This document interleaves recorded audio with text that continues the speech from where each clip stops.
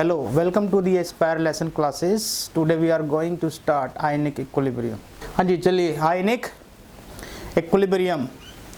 Ionic equilibrium तो पढ़ चुके हो. Equilibrium क्या होता है कि rate of forward reaction and is equals to rate of backward reaction. But यहाँ पे जो equilibrium होने वाला है, पीछे आपने क्या किया था, केमिकल इक्विलिब्रियम स्टडी किया था, जिसमें कि मॉलिक्यूल्स आपस में क्या हो जाते थे, प्रोडक्ट के मॉलिक्यूल्स और रिएक्टेंट के मॉलिक्यूल्स इक्विलिब्रियम में आ जाते थे, कंसंट्रेशन क्या हो जाता था, कांस्टेंट हो जाता था. ठीक है, बट यहाँ पे अब की बात किसकी हो रही है, आयनिक की. Ionic equilibrium. इस आयनिक इक्विलिब्रियम को पढ़ने से पहले आपको आयंस के बारे में पता होना चाहिए ना. क्या पता होना चाहिए, आयंस के बारे में. जैसे NaCl है, ये डिसोसिएट करके किस में कन्वर्ट होगा, Na+ एंड Cl- में, है ना. बट अगर मैं यहाँ पे इक्विलिब्रियम का साइन लगा दूं, यहाँ पे मैं इक्विलिब्रियम का साइन लगा दूं, तो इसका मीनिंग है क्या कि ये तो क्या आपके पास अनआयनाइज्ड मॉलिक्यूल, और ये क्या आपके पास आयंस. तो आयंस और अनआयोनाइज्ड मॉलिक्यूल्स के बीच में क्या जाता है, इक्विलिब्रियम एस्टेब्लिश हो जाता है. उसी को हम क्या बोलते हैं, आयनिक इक्विलिब्रियम बोलते हैं. ठीक है, बट यहाँ पे जो NaCl है, एक सॉल्ट है, एक इलेक्ट्रोलाइट है ना. कि जो आपके इलेक्ट्रोलाइट होते हैं बेटा, इलेक्ट्रोलाइट वो कौन कौन से होते हैं, एक तो होता है आपका एसिड, एक होता है बेस, और तीसरा होता है सॉल्ट, है ना. एसिड आपने पढ़ा, एसिड आपका दो तरीके का होता है, एक तो स्ट्रॉन्ग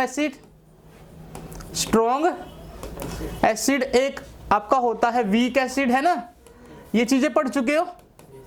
बेस, स्ट्रॉन्ग बेस, और दूसरा क्या होता है आपका वीक बेस. ऐसे ही सॉल्ट होता है ना. स्ट्रॉन्ग और वीक में आपने पढ़ा है कि जो स्ट्रॉन्ग होते हैं, जैसे कोई एसिड स्ट्रॉन्ग है तो वो कितना डिसोसिएट करता है, 99% डिसोसिएट कर जाता है. मतलब कि अगर 100 मॉलिक्यूल्स है ना, तो 99 मॉलिक्यूल्स किस में कन्वर्ट हो जाते हैं, आयंस में कन्वर्ट हो जाते हैं. किस केस में, स्ट्रॉन्ग के केस में. मतलब कि ऑलमोस्ट क्या हो जाता है, वो कंप्लीटली डिसोसिएट आयंस में कन्वर्ट हो जाता है. बट जो वीक होता है, वीक में क्या होता है बेटा, वो आपका कंप्लीटली मींस 5% डिसोसिएट करता है. अगर आपके पास 100 मॉलिक्यूल्स है, तो 100 मॉलिक्यूल्स में से कितने मॉलिक्यूल्स डिसोसिएट कर रहे हैं, 5 मॉलिक्यूल्स. आपके पास 95 मॉलिक्यूल्स तो बचे हुए हैं ना जो डिसोसिएट नहीं कर रहे हैं. वो क्यों नहीं डिसोसिएट करते, क्योंकि उनके बीच में क्या एस्टेब्लिश हो जाता है, इक्विलिब्रियम एस्टेब्लिश हो जाता है. जैसे कि अगर मैं देखूं यहाँ पे, मैं बताऊं आपको, CH3COOH एक वीक एसिड है. ठीक है, ये कैसा एसिड है, वीक एसिड. तो ये कितने % डिसोसिएट करता है, ये 5% डिसोसिएट करता है, और कन्वर्ट हो जाता है किसमें, CH3COO- और H+. आयंस बन गए ना. मतलब कि 95% और रिएक्शन इधर कितने % चल रहा होता है, 5%. मतलब कि इन दोनों की टेंडेंसी आपस में ऐड होने की ज्यादा है, और इसकी टेंडेंसी डिसोसिएट होने की कम है. तो बीच में क्या हो गया, एक इक्विलिब्रियम एस्टेब्लिश हो गया. इसी इक्विलिब्रियम को हम क्या बोलते हैं, यहाँ पे आयनिक इक्विलिब्रियम. गॉट इट पूजा. तो आप यहां देखिए कि the substance which furnish ions, एक ऐसा सब्सटेंस जो क्या फर्निश करे, जो आयंस प्रोवाइड करे एज ए आयंस. और आयंस कौन प्रोवाइड करता है, इलेक्ट्रोलाइट प्रोवाइड करता है, that is acid, base and salt. ठीक है, विच में बी, एसिड हो सकता है, ये बेस हो सकता है, या फिर सॉल्ट हो सकता है. मोटे मोटे वर्ड में लिखा हुआ है.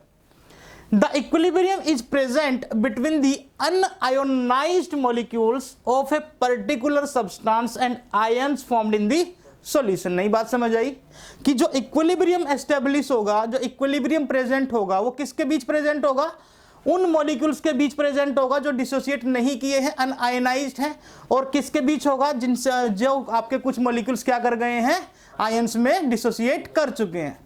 नहीं यार, आयनिक इक्विलिब्रियम की डेफिनेशन समझ आ गई, क्लियर है बिल्कुल. कुछ पूछना है तो इसमें आपको मैं बता दूं कि जो इलेक्ट्रोलाइट है, ए substance which either in molten state और इन एक्वस स्टेट. इलेक्ट्रोलाइट, अगर आपका इलेक्ट्रोलाइट एक ऐसा सब्सटेंस होता है, चाहे वो मोल्टन स्टेट में हो या फिर एक्वस सॉल्यूशन में हो, है ना, कंडक्ट इलेक्ट्रिसिटी. वो इलेक्ट्रिसिटी को, इलेक्ट्रोलाइट तो पढ़ा है ना आपने, एक तो होता है इलेक्ट्रोलाइट, एक होता है नॉन इलेक्ट्रोलाइट. इलेक्ट्रोलाइट और नॉन इलेक्ट्रोलाइट को किसने बताया था, फैराडे ने. किसने? फैराडे ने। फैराडे ने इलेक्ट्रिसिटी पास करा के देखी थी, तो उसने बताया कि इसके अंदर आयंस प्रेजेंट है और इसके अंदर आयंस प्रेजेंट नहीं है। जिसके अंदर आयंस प्रेजेंट है उसको उसने इलेक्ट्रोलाइट बोल दिया, और जिसके अंदर आयंस प्रेजेंट नहीं है उसने उसको क्या बोल दिया? Non electrolyte. मतलब कि उसने इलेक्ट्रिसिटी कंडक्ट करा के देखी थी सॉल्यूशन के अंदर से, और जिस सॉल्यूशन के अंदर आयंस थे तो वहां पे क्या पता चला कि वो सॉल्यूशन इलेक्ट्रिसिटी को कंडक्ट कर सकता है। ठीक है, और उसको हमने क्या नाम दे दिया? इलेक्ट्रोलाइट बोल दिया। क्लियर ये बात? तो यहां पे देखिए, the electrolyte which are almost completely ionised are called strong electrolyte. ये बात भी बता चुका हूं। जो इलेक्ट्रोलाइट आपके ऑलमोस्ट या कंप्लीटली आयोनाइज्ड हो जाते हैं, ऐसे इलेक्ट्रोलाइट को हम स्ट्रॉन्ग इलेक्ट्रोलाइट बोलते हैं। क्या बोलते हैं? Strong electrolyte. While those ionised to smaller extent, जो कम कुछ ही हद तक टूटते हैं, वो क्या होते हैं? आपके वीक। जो 99% डिसोसिएट कर गए वो स्ट्रॉन्ग, 99% जो डिसोसिएट, और जो 5% डिसोसिएट किए वो वीक। क्लियर? तो यहां से बेटा आप देख सकते हैं, इसको मैंने वीक इलेक्ट्रोलाइट बोला। The ratio of the molecules of the electrolyte which splits into ions to the total number of molecule of the electrolyte is called degree of ionisation. Degree of ionisation को हम यहाँ पे किससे represent कर रहे हैं? Alpha से। मतलब कि आपने कितने मॉलिक्यूल्स लिए थे? 100 मॉलिक्यूल्स लिए थे, और उसमें से कितने मॉलिक्यूल्स डिसोसिएट कर गए? 5 मॉलिक्यूल्स डिसोसिएट कर गए। तो अल्फा क्या आएगा? 5/100। 5/100 इट मीन्स 0.05। नहीं बात समझ आई? आपके पास मॉलिक्यूल्स थे कितने? आपके पास मॉलिक्यूल्स थे 100, इसमें से ये 5% डिसोसिएट कर गए, है ना? तो इसका मतलब ये 5 मॉलिक्यूल्स इसमें से डिसोसिएट कर गए। 5% की बजाय आप क्या ले लो? 5 मॉलिक्यूल डिसोसिएट कर गए। तो बेटा जो अल्फा बनेगा, alpha is the degree of ionization.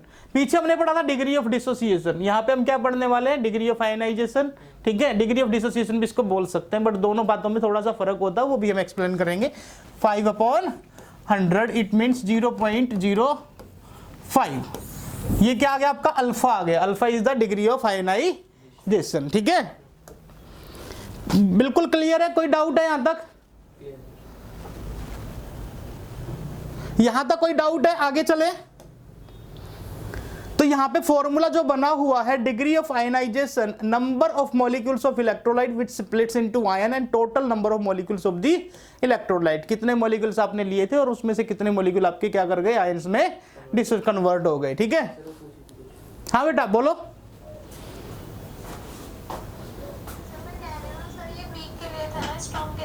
हाँ, स्ट्रॉन्ग के लिए तो बनेगा ही ना, इक्विलिब्रियम स्ट्रॉन्ग के लिए आएगा ही नहीं, रिएक्शन कंप्लीट हो जाएगी, है ना? कोई मॉलिक्यूल 99% डिसोसिएट कर रहा है तो वहां पे कहाँ अल्फा आएगा? ठीक है, अल्फा होता है डिग्री ऑफ आयनाइजेशन। कितने ये सिर्फ और सिर्फ किसके लिए एस्टेब्लिश होगा? वीक इलेक्ट्रोलाइट के लिए, क्योंकि वीक इलेक्ट्रोलाइट के अंदर ही आपका क्या आता है? इक्विलिब्रियम एस्टेब्लिश होता है ना? इक्विलिब्रियम के बाद अगर रिएक्शन हो रही है तो इसका मतलब रिएक्शन में इक्विलिब्रियम होगा ही नहीं, उधर रिएक्शन कंप्लीट होने की कगार पे है। ठीक है बेटा? हाँ, अब देखो यहां से बेटा, यहां से फॉर्मूला बना दिया, number of molecules of electrolyte which splits into ions and is the ratio total number of molecules of the electrolyte. Difference between ionisation and dissociation, यहां से भी कई बार छोटा सा क्वेश्चन है, छोटा सा डिफरेंस है। आयनाइजेशन क्या होता है, डिसोसिएशन क्या होता है? आयनाइजेशन होता है बेटा, अगर कोई आपके पास आयंस है, अगर वो आयंस कहां से प्रेजेंट हो रहा है? Atom of neutral molecule. कोई न्यूट्रल मॉलिक्यूल है, ठीक है, वो न्यूट्रल मॉलिक्यूल से एटम बनेगा, उस एटम का क्या होगा? आयनाइजेशन होगा। उस एटम में से इलेक्ट्रॉन बाहर निकलेगा, या तो इलेक्ट्रॉन गेन करेगा या फिर इलेक्ट्रॉन लूज करेगा। तो उस केस में उसको बोलते हैं हम आयनाइजेशन। मतलब कि लॉस या फिर गेन करे इलेक्ट्रॉन, कब करे? कोई एटम हो, वो कहां से आया हो? न्यूट्रल मॉलिक्यूल से आया हो। ठीक है, बट डिसोसिएशन आपका होता है, डिसोसिएशन जैसे आपके पास नमक है, नमक के अंदर आपने पानी डाल दिया तो वो क्या कर गया? डिसोसिएट कर गया। उसमें भी आयंस प्रोड्यूस हुए ना। वो कब प्रोड्यूस हुए? जब आपने उसके अंदर कोई सॉल्वेंट यूज किया, लाइक वाटर यूज किया ना। तो वाटर क्या करेगा? उसके इलेक्ट्रोस्टैटिक फोर्स ऑफ अट्रैक्शन को तोड़ देगा, और तोड़ने से Na+ को अलग कर देगा और Cl- को अलग कर देगा। तो वहां से जो आपका डिसोसिएशन बना वो किसकी प्रेजेंस में बना? एज ए वाटर की प्रेजेंस में। और यहाँ पे जो आयनाइजेशन हो रहा है वो एटम्स का हो रहा है। कोई न्यूट्रल मॉलिक्यूल, उससे एटम बनेगा और एटम में से इलेक्ट्रॉन गेन होंगे, या फिर मतलब यहाँ पे कोई मीडियम नहीं है मेरे पास, यहाँ पे मेरे पास कोई मीडियम नहीं है, बट यहाँ पे मेरे पास वाटर एक मीडियम है ना। बात समझ आ गई। The process of the separation of ions, ions को सेपरेट करना, एक दूसरे से सेपरेट करके रखना, और ये काम कौन कर सकता है बेटा, एक सॉल्वेंट लाइक वाटर कर सकता है, क्योंकि वाटर का जो डाइलेक्ट्रिक कांस्टेंट होता है वो ज्यादा होता है, सबसे ज्यादा वाटर का डाइलेक्ट्रिक कांस्टेंट होता है, दैट इज 80। डाइलेक्ट्रिक कांस्टेंट पता ना क्या होता है, एक प्रॉपर्टी होती है जो क्या करती है, इलेक्ट्रोस्टैटिक फोर्स ऑफ अट्रैक्शन को ओवरकम कर देती है, उसको तोड़ देती है। बात समझ आ गई। तो वाटर का जो डाइलेक्ट्रिक कांस्टेंट होता है ना बेटा 80 होता है। कितना होता है? 80। मतलब कि जो इलेक्ट्रोस्टैटिक फोर्स ऑफ अट्रैक्शन होगा डायरेक्टली प्रोपोर्शनल होगा डाइलेक्ट्रिक कांस्टेंट के। जितना डाइलेक्ट्रिक कांस्टेंट, ठीक है, उतनी ही आसानी से आपका इलेक्ट्रोस्टैटिक फोर्स ऑफ अट्रैक्शन क्या हो जाएगा, क्लीवेज हो जाएगा। बात समझ आ गई। तो यहां से आप देख सकते हो वैल्यू ऑफ के फॉर वाटर इज 80। जो के की वैल्यू है वाटर के लिए 80 है। Although ionisation and dissociation are different in nature, but दोनों के दोनों किस नेचर के हैं, डिफरेंट इन नेचर के। बट आप आयनाइजेशन भी बोल सकते हो, डिसोसिएशन भी बोल सकते हो। ठीक है, क्लियर है यहाँ पे? डिग्री आयनाइजेशन भी बोला जा सकता है एंड डिसोसिएशन भी बोला जा सकता है, बट दोनों एक दूसरे से क्या बेटा डिफरेंट होते हैं। बट बनता लास्ट में क्या है, आयंस ही बनता है। वाटर में नमक डालने से तब भी आयंस प्रोड्यूस होगा, अगर कोई एटम लॉस इलेक्ट्रॉन लॉस कर रहा है या कोई एटम इलेक्ट्रॉन गेन कर रहा है तब भी वो आयंस ही बनाएगा। ठीक है, क्लियर है बात? क्लियर है? ओस्टवाल्ड डाइल्यूशन लॉ, ओस्टवाल्ड ये वेरी इंपॉर्टेंट लॉ है, इसके ऊपर क्वेश्चंस बन जाता है ओस्टवाल्ड डाइल्यूशन लॉ पे। थोड़ा सा इसको पहले देख लो, फिर इसको मैं बोर्ड पे दिखाता हूं कैसे आपको सोल्व करना। Let us study the equilibrium in A weak electrolyte. आपके पास एक वीक इलेक्ट्रोलाइट होगा, कोई भी वीक इलेक्ट्रोलाइट हो सकता है, इसने ए बी ले रखा है, आप भी ए बी ले सकते हो, है ना। एंड लेट्स सी मोल पर litre be the initial molar concentration of a weak electrolyte. मैं करके दिखा देता हूं, मैं इसको करके दिखा देता हूं।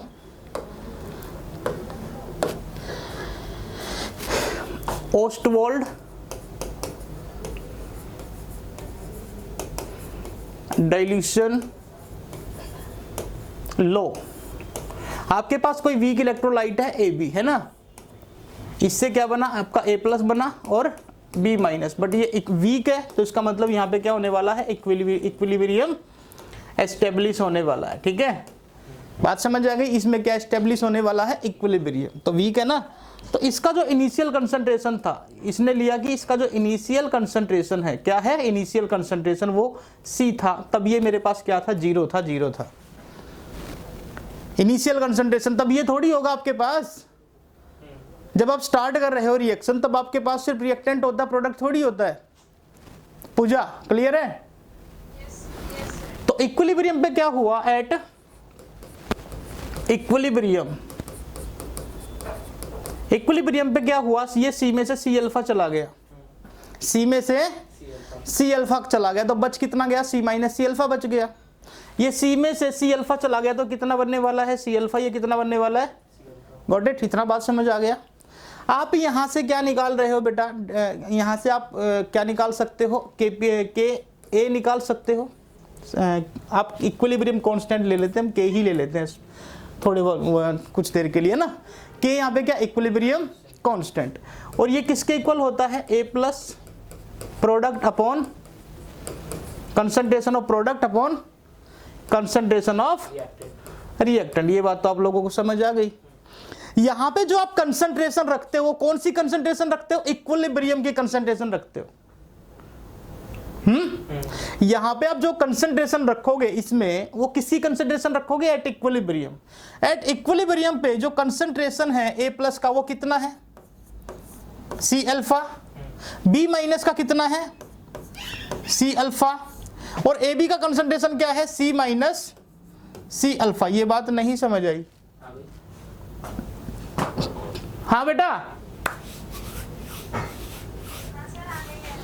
तो यहां से देखो बेटा, सी स्क्वायर अल्फा स्क्वायर बना सकता हूं मैं।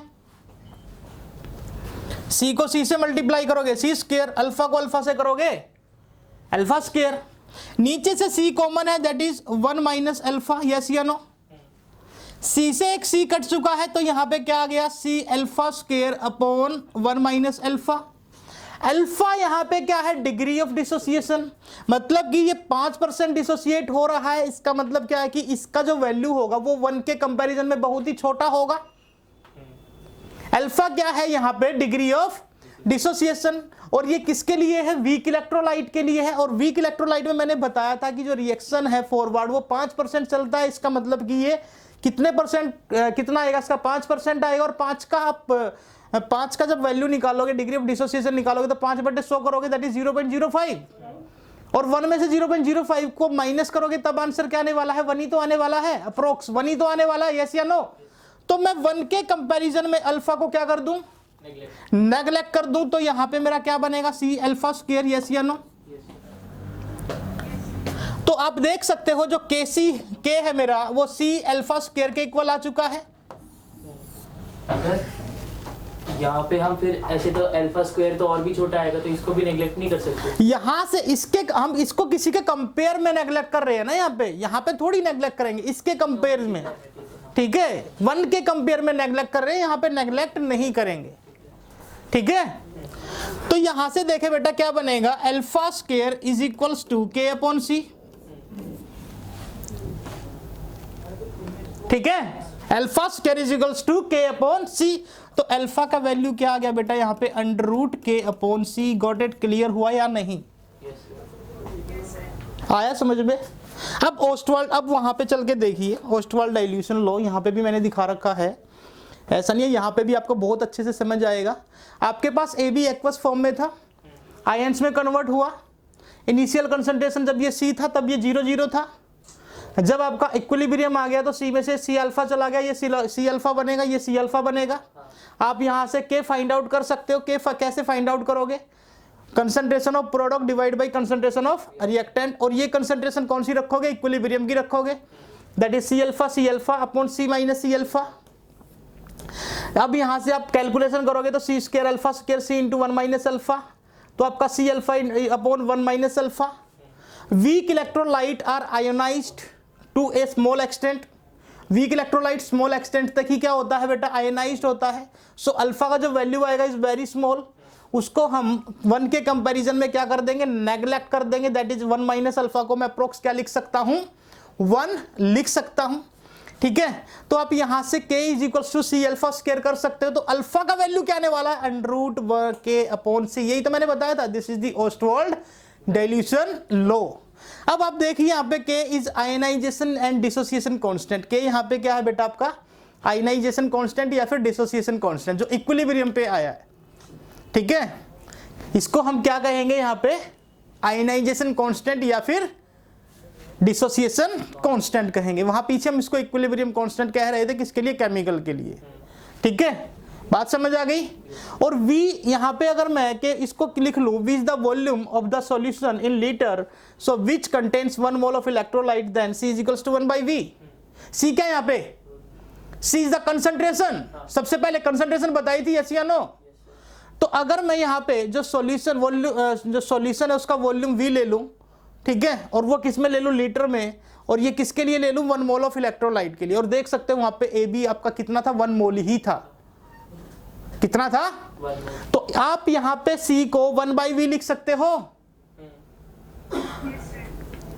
बात समझ आ गई। C को आप क्या लिख सकते हो, 1/V, ये बात बिल्कुल क्लियर है, यस। तो आपने इसको 1/C को 1/V किया तो आपका क्या जाएगा, alpha is equals to under root KV। एक ये फॉर्मूला बनेगा आपका, एक ये वाला फॉर्मूला बनेगा, 2 फॉर्मूले आपके पास बन गए, ठीक है। C भी कंसंट्रेशन है, कंसंट्रेशन आपने ली 1 मोल पर लीटर या 1 मोल पर V, है ना, क्लियर। तो in case of a weak electrolyte at a given temperature the degree of ionization is inversely proportional, the degree of ionization या degree of dissociation is inversely proportional to the square root of the concentration of the molar concentration of the reactant, ठीक है, दिखा रखा है ना, यहाँ पे लिखा हुआ है is inversely proportional to the square root of the molar concentration, या फिर डायरेक्टली प्रोपोर्शनल भी बोल सकते हो, square root of the volume of the solution which contains 1 mole of electrolyte. नहीं समझ आया, डेफिनेशन बन चुकी है, पूजा डेफिनेशन बन चुकी है बेटा, तो इसको आप डेफिनेशन के तौर पे भी लिख सकते हो, बट आपको डेफिनेशन का तो करना ही नहीं है ना? क्लियर है यहाँ तक? तो दिस इज दी, और इस लॉ को हम बोलते हैं बेटा ऑस्टवाल्ड डाइल्यूशन लॉ। नहीं आया समझ में? आ गया समझ में? Very good. चलिए अब इसकी लिमिटेशन की बात कर लेते हैं बेटा। लिमिटेशन देखिए, the law holds good for weak electrolyte. ये सिर्फ और सिर्फ किसके लिए? वीक इलेक्ट्रोलाइट के लिए only, and not for strong electrolyte since no equilibrium is present in this strong electrolyte, क्योंकि स्ट्रॉन्ग इलेक्ट्रोलाइट में इक्विलिब्रियम प्रेजेंट ही नहीं होता। ठीक है, पॉइंट क्लियर? Point clear? अब बात करते हैं बेटा theory of acid and base. Theory of acid and base आपको आई होप आयनिक इक्विलिब्रियम का जितना मैंने चीजें पढ़ाई सारी क्लियर हो गई होंगी। ऑस्टवाल्ड डाइल्यूशन लॉ भी क्लियर हो गया होगा, है ना? कोई डाउट तो नहीं है? मुश्किल तो नहीं लग रहा? हाँ जी। अब इसके ऑस्टवाल्ड डाइल्यूशन लॉ के मैं आप लोगों को कुछ क्वेश्चंस भी कराऊंगा कल, पहले उसके कुछ क्वेश्चंस कराऊंगा फिर इसको आगे बढ़ाऊंगा। Theory of acid and base, 3 theory concept have been given to explain the acidic और basic character of the substance, है ना? आपके पास 3 थ्योरी होगी जिससे आप किसी सब्सटेंस को आप ये बताओगे कि ये सब्सटेंस एसिड है, बेस है। ठीक है, एसिड और बेस सब्सटेंस की बात हो रही है, लिखा भी है theory of acid and base. जो फर्स्ट थ्योरी है that is the Arrhenius concept, and second is Bronsted Lowry concept, and third is Lewis concept. ठीक है, जो पहला है अरेनियस कंसेप्ट, ये तो 10th क्लास से पढ़ते आ रहे हो कि अरेनियस क्या बोलता था कि कोई भी सब्सटेंस एसिड तब होगा जब वो वाटर के अंदर जाके H+ प्रोड्यूस करेगा, कोई भी सब्सटेंस बेस तब होगा जब वो वाटर के अंदर जाके OH- प्रोड्यूस करेगा। समझ आ रही है मेरी बात है मैं क्या कह रहा हूँ? तो अरेनियस तो ये बोलता है अगर कोई सब्सटेंस है ना तो उसके पास H+ होना चाहिए, तो वो एसिड है। ठीक है, वो क्या है? एसिड। तो इसने कहा कि जैसे HCl है, HCl को वाटर में छोड़ दोगे तो ये तुरंत क्या करेगा? H+ को रिलीज कर देगा। तो HCl यहाँ पे किसकी तरह बिहेव करेगा? एसिड की तरह, है ना? तो यहाँ पे देखें कि अरेनियस का कंसेप्ट क्या था एसिड के लिए कि an acid is A hydrogen containing compound, मतलब कि एक ऐसा कंपाउंड होगा जिसके पास क्या प्रेजेंट होगा? Hydrogen, which gives free hydrogen ions. और वो क्या देगा? हाइड्रोजन आयंस देगा। कब? जब उसको हम वाटर के अंदर डिसॉल्व कर देंगे। नहीं आई बात समझ में?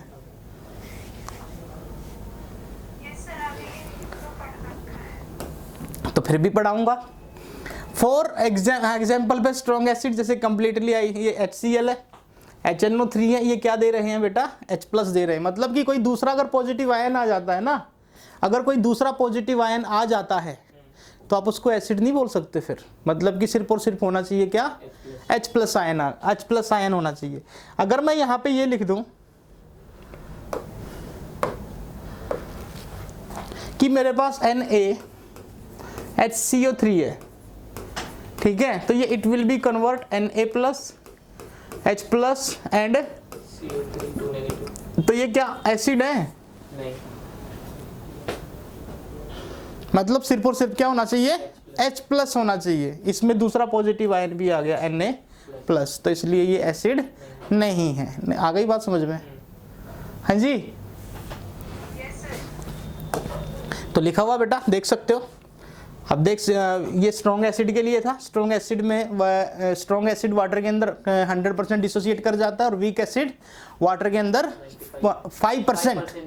हाँ 95 तो बहुत हो गया, वो तो कंप्लीट हो गया रिएक्शन, फिर स्ट्रॉन्ग है वो। ठीक है, वीक एसिड आपका यहाँ पे देख सकते हो कि आपका ये रिएक्शन इधर 5% जाएगा और इधर 95% जाएगा, बैकवर्ड 95%। तभी तो 5% डिसोसिएट करता है क्योंकि बैकवर्ड रिएक्शन आपका 95%। मतलब कि इनकी टेंडेंसी ऐड होने की ज़्यादा है, इनकी टेंडेंसी डिसोसिएट होने की कम है। तभी तो ये वीक, तभी तो इनका हम यूज़ कर सकते हैं, आराम से खा सकते हैं, है ना? ये एसिड्स जो यूजेबल है ना, ऑर्गेनिक एसिड्स हैं, CH3COH ऑर्गेनिक एसिड है ना। क्यों? क्योंकि ये H+ इसके मोलिक्यूल्स ज़्यादा होते हैं और H+ की कंसंट्रेशन कम होती है। H+ 100 मोलिक्यूल्स हैं तो आपके CH3COH ये 95 होंगे और H+ कितना होगा? 5 होगा। बस समझ आई? क्लियर है? तो H3PO4 का भी केस देख सकते हो। This weak acid are ionized to smaller extent. जो वीक एसिड्स होते हैं वो कितनी एक्सटेंट तक? स्मॉलर एक्सटेंट तक क्या होते हैं? आयनाइज्ड होते हैं। and therefore it is a state of equilibrium between the unionized acids and the ions formed in solution. जो इक्विलिब्रियम की स्टेट आती है ना, वो स्टेट किसके बीच आती है वीक एसिड में? Un-ionised acid and ions formed in solution, और उससे जो आयंस बनते हैं उनके बीच में इक्विलिब्रियम एस्टेब्लिश होता है। ठीक है पूजा? सो अकॉर्डिंग टू, ये बेस के लिए भी हो सकता है। Base is A hydroxyl group. Base इसने कहा था कि क्या होना चाहिए? एक हाइड्रोक्साइल ग्रुप होना चाहिए, मींस OH माइनस होना चाहिए। OH माइनस समझ रहे हो ना? Base is A hydroxyl group containing compound which give free hydroxyl ion when dissolved in water. जब वाटर में डलेगा ना तो आपको क्या देगा? OH नेगेटिव आयंस देगा। ठीक है, OH नेगेटिव आयंस, जैसे कि NaOH, KOH, Mg, OH whole twice, ये वाटर में डलते ही Na plus and OH minus, ये वाटर में डलते ही K plus and OH minus, ये वाटर में डलते ही Mg2 plus and twice of OH minus, है ना? तो ये वाटर के अंदर क्या दे रहे हैं? हाइड्रोक्साइल आयन प्रोड्यूस कर रहे हैं। ठीक है, मतलब कि अगर कोई बेस है ना, उसके पास सिर्फ और सिर्फ नेगेटिव आयंस कौन सा होना चाहिए? OH माइनस होना चाहिए। क्या होना चाहिए? जैसे कि मेरे पास MgOH Br है, ये क्या क्या देगा? Mg2 प्लस देगा, OH माइनस देगा एंड Br माइनस देगा। क्या ये आपका बेस है? नहीं, 2 माइनस आ गए। हाँ, नेगेटिव आयंस चेंज हो गया है ना। आपका सिर्फ और सिर्फ बेस के लिए क्या कंडीशन होगी? सिर्फ नेगेटिव आयंस क्या होने वाला है? OH नेगेटिव होने वाला। पूजा क्लियर बेटा? Very good. तो इज वेरी सिंपल। इसके तो मैंने कुछ ज्यादा से ज्यादा क्वेश्चन भी कराए हैं इस चैप्टर के। हाँ जी, अब इसमें भी आप बेटा स्ट्रॉन्ग बेस की बात करते हो और वीक बेस की बात करते हो। ध्यान रखें, जो फर्स्ट और सेकंड ग्रुप के मेंबर है उनसे जो बेस बनेगा इज वेरी स्ट्रॉन्ग, उनसे जो बेस बनेगा इज वेरी स्ट्रॉन्ग। जैसे NaOH, KOH, MgOH whole twice, है ना, LiOH, ये सारे के सारे कैसे बेस है? Is very strong base. First और सेकंड ग्रुप के जितने भी मेंबर से जो आपका बेस बनेगा, है ना, वो कैसा बनेगा? आपका स्ट्रॉन्ग बनेगा। कैसा बनेगा? स्ट्रॉन्ग। तो लिखा रखा है। वीक बेस आपका देख सकते हो NH4OH, AlOH होल थ्राइस, ये क्या है? कैसे बेस है आपके? वीक बेस है, मतलब कि रिएक्शन स्मॉल एक्सटेंट तक जाता है। तो according to this concept, neutralization involves the combination of H+ ions of the acid with the OH- ions of a base to form molecules of H2O which are neutral. ठीक है, तो molecule, water का molecules neutral होता है क्योंकि H+ का और OH का कंसंट्रेशन क्या होता है? बराबर होता है। H+ का कंसंट्रेशन और OH- का कंसंट्रेशन कैसा होता है बेटा? बराबर। पूजा क्लियर? तो अब लिमिटेशन ऑफ द कंसेप्ट, इस कंसेप्ट का लिमिटेशन देखिए बेटा क्या कहता है? H+ ions does not adjust in solution. पहला तो लिमिटेशन यही हो गया कि अगर आप एसिड को वाटर में डालते हो ना, तो आप उसके अंदर H+ फाइंड आउट नहीं कर सकते, क्योंकि H+ बहुत छोटा प्रोटॉन है यार, बहुत छोटा प्रोटॉन, ज्यादा बड़ा तो नहीं है ना, प्रोटॉन ही तो है। इलेक्ट्रॉन निकल गया बाहर तो क्या बच गया? प्रोटॉन ही तो बच गया, और बहुत छोटा प्रोटॉन है ये H+, ये वाटर के अंदर अनस्टेबल है। तो ये क्या करता है? वाटर के मॉलिक्यूल्स के साथ मिलके हाइड्रोनियम आयन बना देता है कि अगर हम H+ को ढूंढने जाओगे तो हमें क्या मिलेगा? H3O+ मिलेगा, H+ नहीं मिलेगा। पहली लिमिटेशन बात समझ आ गई? तो some base like ammonia do not fit this definition. कुछ बेसिस भी ऐसे हैं बेटा जो इस डेफिनेशन में फिट नहीं आते। जैसे अमोनिया हो गया, अमोनिया का नेचर कैसा होता है? बेसिक, बट ये डेफिनेशन तो नहीं बोलती ना, तो ये भी सेकंड लिमिटेशन हो गई। Some bases like ammonia do not fit this definition, the solution is basic but the compound does not dissociate forming hydroxide ion. जिसका जो, अगर इसको वाटर में डालते हो ना, इससे जिस कंपाउंड का फॉर्मेशन होता है वो बेसिक होता है। तो ऐसे ही तो NaOH बेसिक होता है जब उसको वाटर में डाला जाता है। NH3 को वाटर में डाल दो तो ये भी बेसिक ही नेचर दिखाता है, ठीक है, बट ये हाइड्रोक्साइड आयन प्रोड्यूस, इसके पास हाइड्रोक्साइड प्रोड्यूस नहीं होता। नहीं बात समझ आई? Pooja, limited to the solvent water but acid base reaction can occur in other solvent. Solvent अगर वाटर ले ले, बट जो एसिड और बेस है ना, एसिड और बेस के जो रिएक्शन है कैन अकर इन अदर दूसरे सॉल्वेंट में भी हो जाते हैं, ठीक है, इनके दूसरे सॉल्वेंट में भी रिएक्शन हो जाते हैं, ठीक है। तो ये लिमिटेशंस थी बेटा। अरेनियस कंसेप्ट क्लियर हो गया होगा, कोई डाउट इसमें? अच्छा एक बात बताओ,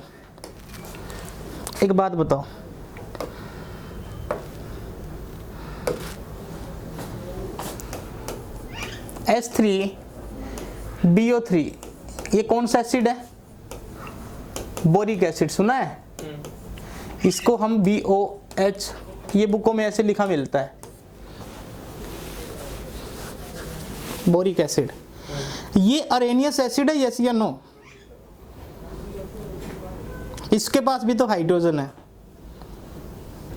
ये OH रिलीज करेगा ना, OH रिलीज करेगा। ये OH तो है, बट इसका जो स्ट्रक्चर है ना वो ऐसे बनता है।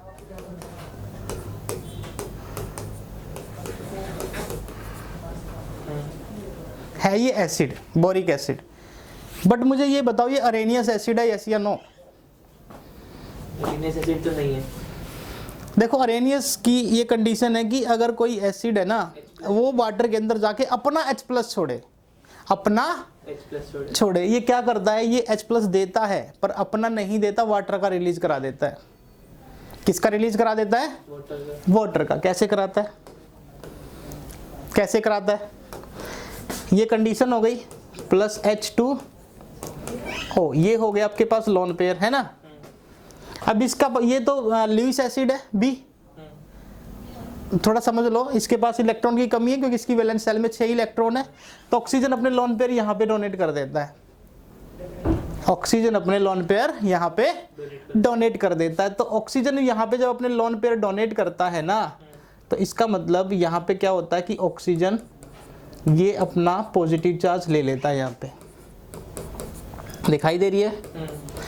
तो अब ऑक्सीजन का जब इलेक्ट्रॉन नेगेटिविटी बढ़ता है तो ऑक्सीजन यहाँ से इलेक्ट्रॉन खींच लेता है और H+ को छोड़ देता है, इसलिए इसको हम एसिड बोलते हैं, ठीक है। मतलब कि ये अरेनियस एसिड नहीं है, एसिड है बट अरेनियस एसिड नहीं है। क्यों नहीं है? क्योंकि ये अपना H+ रिलीज नहीं करता। ये किसका H+ रिलीज करवा देता है? वाटर का H+ रिलीज करा देता है, ठीक है। ये वाटर का H+ रिलीज करा देता है, ठीक है। तो बेटा देखना, ब्रॉन्स्टिट-लाउरी कंसेप्ट की बात करते हैं। According to it an acid is a substance molecule over ion. Bronsted के अकॉर्डिंग देखिए, ब्रॉन्स्टिट के अकॉर्डिंग ये क्या कहता था कि एसिड एक ऐसा सब्सटेंस है which has a tendency to donate proton, जो प्रोटॉन को तो डोनेट कर सकता है, और बेस एक ऐसा सब्सटेंस है जो प्रोटॉन को एक्सेप्ट कर सकता है। दो बातें हो गई।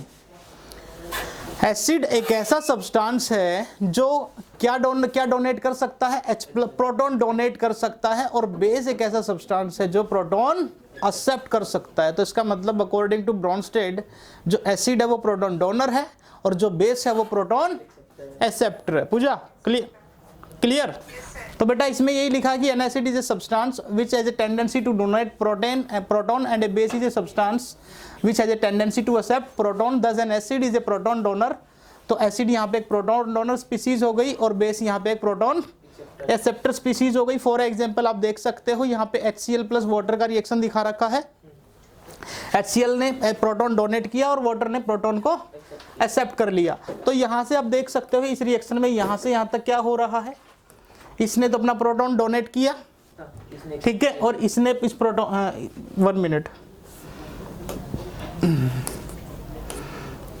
यहां से यहां तक देखिए, इसने यहां पे क्या किया बेटा? प्रोटॉन डोनेट किया, और इसने इस प्रोटॉन को यहां से यहां तक देखे एक्सेप्ट किया। तो ये तो एसिड हो गया। ये H2 यहां पे किसकी तरह बिहेव कर रहा है? बेस की तरह, है ना। अकॉर्डिंग टू रिएक्शन देख रहे हो ना, यहां पे HCl ने H+ को डोनेट किया, प्रोटॉन डोनेट किया, और H2O ने उस प्रोटॉन को एक्सेप्ट किया। तो आगे भी देखें, HCl इज यहाँ पे लिखा हुआ HCl is an acid and base since it accept proton, है ना। एसिड ने यहाँ पे प्रोटॉन को डोनेट किया है, वाइल H2O यहाँ पे एक बेस है जिसने इसके प्रोटॉन को एक्सेप्ट किया है, ठीक है। तो for every acid there is a corresponding base. एक बात यहाँ से क्लियर हो जाएगी, जितने भी एसिड होते हैं उनके कॉरस्पॉन्डिंग उनके पास एक बेस होता है। दिखाता हूँ कैसे, दिखाता हूँ। इस लेक्चर को थोड़ा सा बढ़ाते हैं। देखिए आपके पास यहाँ पे HCl की बजाय मैं कोई वीक एसिड बता दो ना मुझे, कोई वीक एसिड लिया मैंने H2CO3, ठीक है। इसको मैंने ऐड किया वाटर के अंदर, है ना। सो यहाँ से हुआ क्या, इक्विलिब्रियम एस्टेब्लिश होगा। यहाँ से H3O प्लस बनेगा और यहाँ से HCO3 माइनस बनेगा। अगर मैं फॉरवर्ड रिएक्शन को देख रहा हूँ, अगर मैं यहाँ से यहाँ तक देखता हूँ तो इसने क्या किया है, डोनेट H प्लस, क्या डोनेट किया है, H प्लस डोनेट किया है। और यहाँ पे मैं अगर देखता हूँ इसने क्या किया है, एक्सेप्ट H प्लस, है ना, इसने प्रोटॉन को एक्सेप्ट किया है।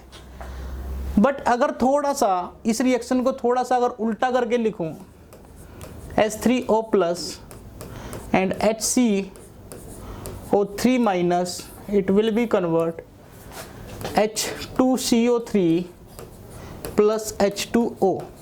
यहाँ पे देखिए, यहाँ से इसने क्या किया, प्रोटॉन को डोनेट H प्लस और इसने यहाँ पे क्या किया, इस प्रोटॉन को एक्सेप्ट किया। इक्विलिब्रियम है ना भाई बीच में, तो दोनों तरफ रिएक्शन जा सकता है, यस या नो। बीच में कौन सा साइन लगा हुआ है पूजा, इक्विलिब्रियम का, तो रिएक्शन इधर भी जा सकता है, रिएक्शन इधर भी जाएगा, दोनों तरफ बराबर होगा। इस रिएक्शन के अकॉर्डिंग यहाँ पे ये प्रोटॉन को डोनेट कर रहा है, दैट इज ये क्या है, एसिड, ठीक है। ये प्रोटॉन को यहाँ पे एक्सेप्ट कर रहा है, ये क्या है, बेस। इसको मैंने उल्टा करके लिखा। अब यहाँ से यहाँ तक देखे, इसने क्या किया, यहाँ पे H प्लस डोनेट किया, तो इस रिएक्शन के अकॉर्डिंग ये क्या हो गया, एसिड। इसने इसके H प्लस को एक्सेप्ट कर लिया, तो ये क्या हो गया, बेस। बात कर रहा हूं ना। तो इस एसिड के कॉरस्पॉन्डिंग, यहाँ पे ऊपर देखो, इस एसिड के कॉरस्पॉन्डिंग इसके पास क्या है, कंजुगेट बेस है। बात समझ आ रही है, क्या है, कंजुगेट बेस। और इस बेस के कॉरस्पॉन्डिंग इसके पास क्या है, कंजुगेट एसिड। इसको बोलते हैं कंजुगेट बेस एसिड पेयर। अगर कोई एसिड है तो उसके पास उसका कंजुगेट बेस भी होता है, अगर कोई बेस है तो उसके कॉरस्पॉन्डिंग उसके पास कंजुगेट एसिड भी प्रेजेंट होता है, ठीक है। मतलब यहां से जब ये H प्लस डोनेट कर देगा तो it will be convert conjugate base. अगर ये H प्लस एक्सेप्ट कर लेगा तो इसके कॉरस्पॉन्डिंग, ये बेस था, H प्लस एक्सेप्ट किया तो इसके कॉरस्पॉन्डिंग इसके पास क्या जाएगा, इसका कंजुगेट एसिड आ जाएगा। नहीं आया समझ में?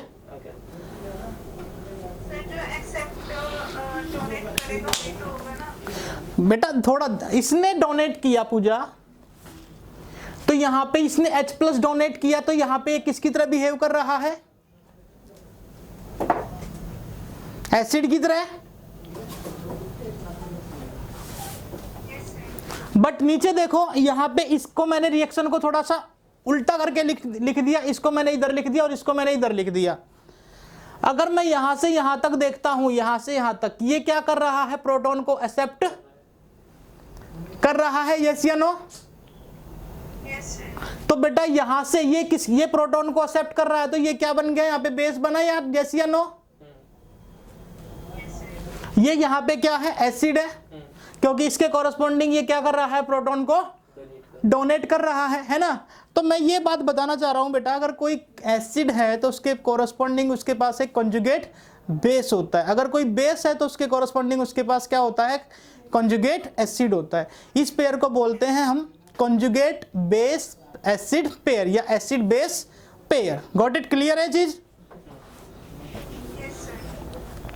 अब स्ट्रॉन्ग एसिड के पास तो बेटा जो आपका बेस बनेगा तो कंजुगेट वीक बनेगा, ठीक है, क्योंकि रिएक्शन स्ट्रॉन्ग एसिड के केस में सिर्फ किधर जाएगा, फॉरवर्ड में जाएगा, बैकवर्ड रिएक्शन नहीं आता। बट वीक में क्या होता है, दोनों तरफ रिएक्शन चलता है ना, दोनों तरफ रिएक्शन, इक्विलिब्रियम एस्टेब्लिश हो जाता है ना आगे, तो रिएक्शन इधर भी जा रहा होता है और रिएक्शन इधर भी जा रहा होता है। ये वीक एसिड है, ये क्या है बेटा, वीक एसिड। तो इसका मतलब ये H प्लस कम देना चाहेगा, 5% डिसोसिएट करना चाहेगा, जिसने H प्रोटॉन दिया, तो इस वीक एसिड के करस्पॉन्डिंग ये जो बेस बना है स्ट्रॉन्ग बेस बनेगा। नहीं बात समझ आई पूजा? ये वीक एसिड है, H2CO3 कार्बोनिक एसिड है, ये H प्लस को 5% देना चाहता है, ठीक है, ये 5% H प्लस को देना चाहता है, बट इसका जो कॉन्जुगेट बेस है वो प्रोटॉन को 95% एक्सेप्ट करना चाहता है। तो इसका मतलब ये प्रोटॉन को एक्सेप्ट करना चाहता है तो बेस हो गया, और ये 5% ये वीक एसिड है ना, तो इस वीक एसिड के पास इसका जो पेयर आएगा बेस का वो कैसा होगा? स्ट्रॉन्ग बेस होगा। क्लियर है? यस या no? Yes sir. Very good. बस मैं यही बात समझाना चाह रहा था बेटा, इसमें जो लिखा है वो चीज दिखा दूं। For every acid there is a corresponding base is known as conjugate base. Similarly, for every base there is a corresponding acid called its conjugate acid. और for example नीचे दिखा भी रखा है, ये acid फर्स्ट है, ये बेस है, ठीक है। एग्जाम्पल में देख सकते हो, ये आपके पास एसिड है, ये इसमें बेस दिखा रखा है, ये H प्लस को देना चाहेगा और ये H प्लस को एक्सेप्ट करना चाहेगा। मतलब इसने यहाँ से यहाँ तक क्या किया है, यहाँ से यहाँ तक प्रोटॉन को डोनेट किया है, और इसने क्या किया बेटा? प्रोटॉन को एक्सेप्ट किया है। तो इस एसिड के पास क्या बनेगा? इसका कॉन्जुगेट पेयर बनेगा, दैट इज बेस फर्स्ट, और इस बेस के अकॉर्डिंग इसके पास जो एसिड बनेगा दैट इज एसिड 2, ठीक है। ये दिखा रखा बस acid first, base second, base first, acid second. Clear है चीज? चलो आगे चलिए। So according to its the same species in one particular case can act an acid and in other it can behave as a base. Such species over ions are called amphoteric species. कोई species अगर आपके पास ऐसी है जो acid की तरह भी behave कर सकती है और बेस की तरह भी बिहेव कर सकती है, उसी स्पीसीज को हम क्या बोलते हैं? एम्पोथेरिक स्पीसीज बोलते हैं, ठीक है। आगे बात में तो पता है एम्पोथेरिक क्या होता है? ऐसी स्पीसीज जो दोनों तरीके से बिहेव कर सकती है, एसिड की तरह भी बिहेव कर सकती है और बेस की तरह भी बिहेव कर सकती है, ठीक है। तो उसको एम्पोथेरिक बोला जाता है। जैसे HNO3 यहाँ पे देख लो, यहाँ पे ये एसिड फर्स्ट है, ये बेस सेकंड है, ये प्रोटॉन डोनेट करेगा, ये प्रोटॉन को एक्सेप्ट करेगा। इसने प्रोटॉन डोनेट की, यहाँ से इसने यहाँ से यहाँ तक, यहाँ से यहाँ तक इसने क्या किया है? प्रोटॉन डोनेट किया है, ठीक है, और इसने यहां से लेके यहां तक क्या किया है? प्रोटॉन एक्सेप्ट किया है। तो इसमें ये जो एसिड है, ठीक है, यहाँ पे इसका जो पेयर बनेगा दैट इज ये वाला बनेगा, ये बेस की तरह बिहेव करेगा, पर ये स्ट्रॉन्ग एसिड है, ये स्ट्रॉन्ग एसिड है, इसका जो बेस बनेगा वो कैसा बनेगा? वीक बनेगा, ठीक है। ये आपका वाटर है, ये बेस है, ये आपका ये कैसा बेस है? वीक बेस है वाटर, तो इससे जो एसिड बनेगा वो स्ट्रॉन्ग बनेगा, ठीक है। यहाँ पे आप NH3 का केस भी देखें, NH3 प्लस वाटर। अच्छा, अब इस केस में देख लो, यहाँ पे वाटर बेस की तरह बिहेव कर रहा था और नीचे वाले रिएक्शन में वाटर किसकी तरह बिहेव कर रहा है? एसिड की तरह। दिखाई दे रहा है? तो वाटर यहाँ पे कैसा हो गया? एम्पोथेरिक हो गया ना, एसिड की तरह भी बिहेव कर सकता है और बेस की तरह भी बिहेव कर सकता है। तो water is the amphoteric species. Clear बेटा? हाँ, तो यहाँ से देख सकते हो कि NH3 बेस था, इसने प्रोटॉन को एक्सेप्ट किया। प्रोटॉन को इसलिए एक्सेप्ट किया कि इसके ऊपर लोन पेयर होते हैं, है ना। तो NH4 में कन्वर्ट हुआ और वाटर किसमें कन्वर्ट हो गया? OH माइनस में। इसने प्रोटॉन एक्सेप्ट किया, इसने प्रोटॉन डोनेट किया, ये एसिड ये बेस। तो ये था आपका ब्रोंस्टेड लवरी कॉन्सेप्ट। क्लियर हो गया होगा? यस या नो? हाँ बेटा पूजा, क्लियर है? तो ए स्ट्रॉन्ग एसिड है, वीक कंजुगेट, ये तो लिखवा दिया, ये लिखवाने की जरूरत नहीं है, नहीं बताने की जरूरत है। कोई भी स्ट्रॉन्ग एसिड होगा उसके पास जो कंजुगेट बेस होगा वीक होगा। ऐसे ही आपके पास कोई स्ट्रॉन्ग बेस है तो उसके पास जो वीक एसिड होगा वो सॉरी जो कंजुगेट एसिड होगा वो वीक होगा, ठीक है। A base is in contact with a strong acid behave as a strong base. अगर कोई बेस किसके कॉन्टैक्ट में आ जाए? स्ट्रॉन्ग एसिड के कॉन्टैक्ट में आ जाए, क्योंकि स्ट्रॉन्ग एसिड है ना, स्ट्रॉन्ग एसिड समझ रहे हो। मैं देखो यहाँ पे इस स्टेटमेंट का मीनिंग, इस स्टेटमेंट का मतलब क्या है? ये HNO3 है, प्लस ये आपके पास NH4OH है, ये आपके पास क्या है, वीक बेस, क्या है, वीक बेस, और ये क्या आपके पास स्ट्रॉन्ग एसिड। इसके 100 मॉलिक्यूल्स थे, ठीक है, इसके कितने मॉलिक्यूल्स थे, 100। तो ये 100 के 100 क्या कर गए, डिसोसिएट कर गए, मतलब किसमें, H+ एंड NO3- में। बट आपको पता है ये जो आपका NH4OH है ये कितने % डिसोसिएट करेगा, सिर्फ इसके 5 मॉलिक्यूल्स डिसोसिएट करेंगे, that is NH4+ and OH-। समझ आ रही है मेरी बात। ये 100 मॉलिक्यूल्स थे, ये डिसोसिएट करके 5 ही मॉलिक्यूल्स बना पाया। तो H+ ने तुरंत क्या किया, OH- के साथ रिएक्शन करके H2O बना दिया। इसने तुरंत क्या किया, NH4NO3 बना दिया, है ना। मतलब कि इसके 5 मॉलिक्यूल्स, इसके 5 मॉलिक्यूल्स ऐड हो गए, क्या कर रहे हैं, वाटर का फॉर्मेशन कर रहे हैं। इसके 5 मॉलिक्यूल, इसके 5 मॉलिक्यूल्स ऐड हो गए, किसका, सॉल्ट बना रहे हैं। इसका मतलब ये कंसंट्रेशन कम हो गई ना, मतलब कि 5 मॉलिक्यूल्स का यूज किसने कर लिया, स्ट्रॉन्ग एसिड के आयंस ने। तो ये फिर से क्या देगा, 5 मॉलिक्यूल्स देगा। फिर ये क्या करेगा, उन 5 मॉलिक्यूल्स के साथ फिर से साल्ट बना देगा। फिर ये इसकी कंसंट्रेशन अकॉर्डिंग टू लीच-एटलर प्रिंसिपल इसकी कंसंट्रेशन डिक्रीज करती जा रही है। तो इसका मतलब रिएक्शन फॉरवर्ड डायरेक्शन में आती जा रही है।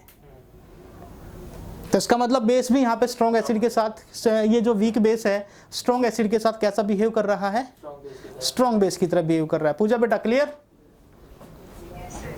क्लियर है बिल्कुल। हाँ, तो ये छोटी सी लाइन थी जिसका मीनिंग क्लियर हो गया होगा। Comparison of Lowry, Bronsted and Arrhenius concept. All Arrhenius acid are Bronsted acid. हाँ सही बात है, अरेनियस भी क्या कहता था, H+ डोनेट करेगा। एक ऐसा कंपाउंड जो H+ डोनेट करेगा, अरेनियस भी यही तो बोलता था, और ब्रोंस्टेड भी यही कहता था कि जो एसिड होते हैं वो प्रोटॉन डोनर होते हैं, ठीक है। तो दोनों ये स्टेटमेंट सही है। All Arrhenius base are not Bronsted base. Arrhenius क्या कहता था कि हाइड्रोक्साइड आयन रिलीज करेगा, बट ब्रोंस्टेड ऐसा नहीं बोलता। ब्रोंस्टेड कहता है कि जो बेस होगा वो हमेशा प्रोटॉन एक्सेप्टर होगा, प्रोटॉन एक्सेप्टर होगा। तो ये तो स्टेटमेंट सही है, बट ये स्टेटमेंट रॉन्ग है। क्लियर है पहला कंपैरिजन। एडवांटेजेस क्या है, it is not limited to molecules, even ions can act as acid और बेस। मतलब कि ये लिमिटेड मॉलिक्यूल, कोई भी इसमें आयंस भी हो सकता है, आपका एसिड की तरह बिहेव। आयंस मैंने दिखाया था अभी, कॉन्जुगेट आपके पास एसिड से जो आयन बनेगा या तो बेस की तरह बिहेव कर रहा होगा या फिर आयंस की, या फिर एसिड की तरह बिहेव कर रहा होगा, है ना। तो इसमें आयंस भी आपके एसिड और बेस की तरह बिहेव कर सकते हैं। क्लियर है। Yes, sir. Basic character of substance like NH3, इसने ये भी बता दिया था कि NH3 का भी बेसिक कैरेक्टर बता दिया था, बट अरेनियस नहीं बता पाया था। Substance can act as acid और base even in the absence of water. मतलब कोई सब्सटेंस है ना, अगर एसिड और बेस की तरह बिहेव करेगा तो वो अब्सेंस ऑफ वाटर में भी एसिड और बेस की तरह बिहेव कर सकता है, ठीक है। ये था आपका ब्रोंस्टेड लवरी कॉन्सेप्ट। क्लियर बेटा। अब आपका लिमिटेशन की बात कर लें, इसकी लिमिटेशन फिर से इट फेल्स। इसमें भी कुछ लिमिटेशंस, कमियां थी, तभी तो आपका लुईस एसिड और लुईस बेस आया था, है ना, जो अगला कॉन्सेप्ट आया था। इसकी जो पहली लिमिटेशंस थी, ये AlCl3 अनहाइड्रस AlCl3 हो गया, BF3 हो गया, BCl3 हो गया, एटसेट्रा। इनको ये नहीं बता पाया था कि इनका एसिडिक करैक्टर होता है या नहीं होता है, ठीक है। It does not explain the reaction between on acidic oxide and basic oxide.